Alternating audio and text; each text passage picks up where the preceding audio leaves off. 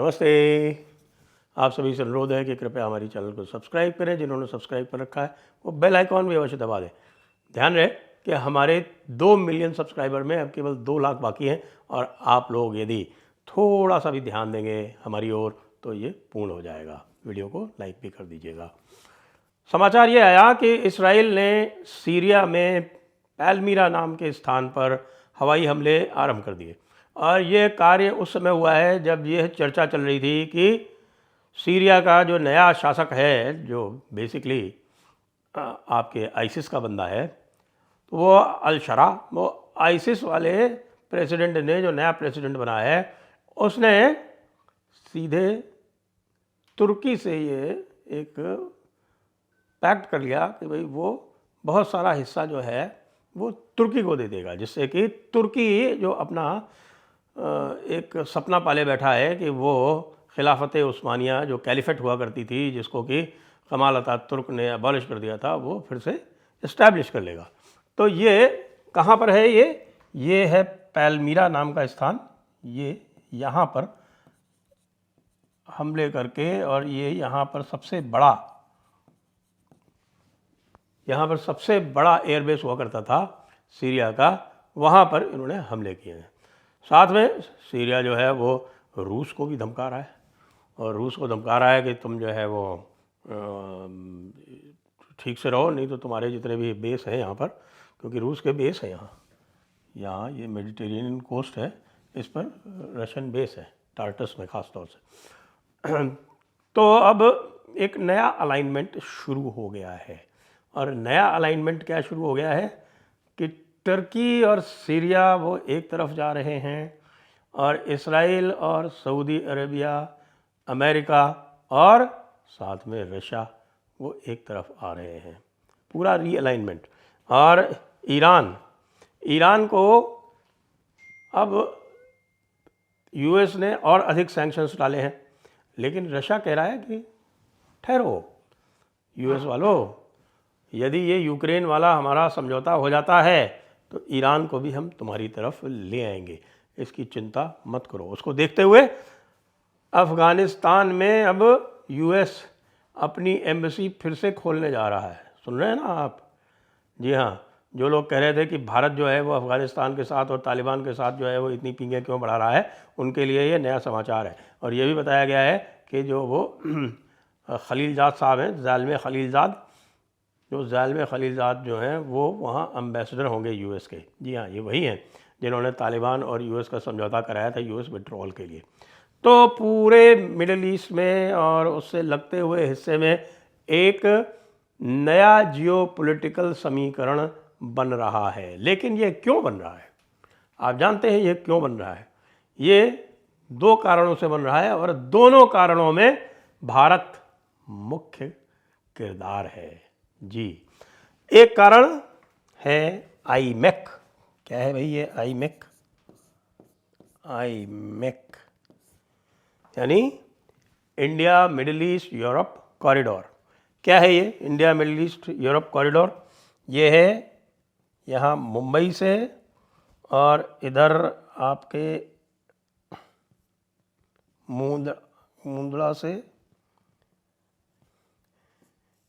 Mundra port से, और यहाँ से आपका ये दुबई, फिर दुबई से बाई रोड इधर सऊदी अरेबिया रियाद से होते हुए, और इधर जॉर्डन से ये ऊपर सीधे हाइफा पोर्ट, इसराइल का हाइफा पोर्ट, और इजराइल के हाइफा पोर्ट से सीधे इधर ग्रीक का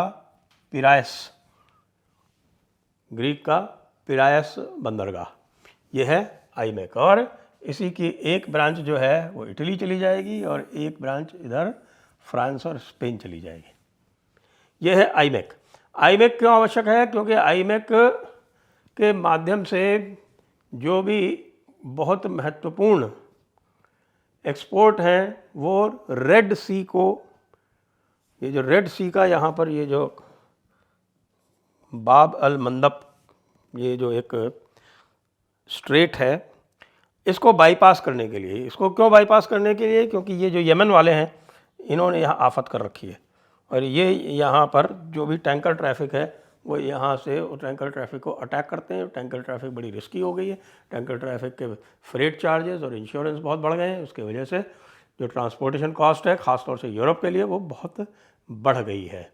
तो ये भी सोच रहे हैं कि साहब कि इसके साथ साथ में पाइपलाइन भी डाल दी जाएगी और फिर ये पूरा बाईपास हो जाएगा। इसके साथ साथ सऊदी अरब और इज़राइल ये कोऑपरेट कर रहे हैं, और जैसा मैंने आपको बताया टर्की और सीरिया कोऑपरेट कर रहे हैं ये, और यहाँ पर सऊदी अरबिया और इज़राइल कोऑपरेट कर रहे हैं। और एक स्वेज को बाईपास करते हुए, क्योंकि इजिप्ट जो है यानी मिस्र जो है वहाँ पर जो रेडिकल इस्लाम है वो बहुत तेज़ी से फैल रहा है, और सऊदी अरब जो है वो रेडिकल इस्लाम के विरोध में खड़ा हुआ है और इस्लाम का एक नया इंटरप्रिटेशन लाना चाहता है। तो थोड़े से टेंशन्स वहाँ पर बढ़ रहे हैं। तो इसके लिए एक नया प्लान है जो ये गाज़ा आप देख रहे हैं, गज़ा जिसको बोलते हैं उर्दू में और अरबिक में, तो ये यहाँ से होते हुए एक नई कैनाल बनाई जा रही है। ये है गल्फ़ ऑफ अकाबा। ये गल्फ़ ऑफ अकाबा में इधर आइलात और इधर अकाबा, ये दो पोर्ट्स हैं। तो ये नई कैनाल बनाने का ये गज़ा के ऊपर से या गज़ा के थ्रू ये एक नई कैनाल बनाने का प्लान है। ये नई कैनाल सीधे सुएज़ को बाईपास करेगी और इधर रेड सी में डालेगी। यहाँ इनके सऊदी अरब के जो मेजर जो ऑयल वेल्स हैं वो सब इधर ईस्टर्न साइड में है, और इनको लिंक किया जाएगा इस तरफ वेस्ट से। पहले ही यहाँ पर टर्मिनल खुल चुके हैं और सब वेस्ट से, और फिर इसके माध्यम से सारा का सारा ट्रेड होगा। ये एक नया प्लान है, और इसीलिए आप देख रहे हैं कि टर्की और सीरिया का जैसे ही लिंकअप आरंभ हुआ या लिंकअप की बात आरंभ हुई तो इजराइल और यूएस ने तुरंत तय किया कि भाई इसको नहीं होने देना है, और उन्होंने तुरंत अटैक आरंभ कर दिया। लेकिन ये खाली अटैक से नहीं होगा, यहाँ पर चाहिए होंगे बूट्स ऑन द ग्राउंड। तो वो बूट्स ऑन द ग्राउंड किस तरह से मिलेंगे इसकी अभी चर्चा चल रही है। दूसरा जो रशिया के साथ में जो हो रहा है लिंकअप और जिसमें ईरान को भी खींचा जा रहा है, वो क्या हो रहा है साहब? वह हो रहा है यहीं से शुरू होके, ये है नॉर्थ साउथ ट्रांसपोर्ट कॉरिडोर, यानी मुंबई से यह है बंदर अब्बास,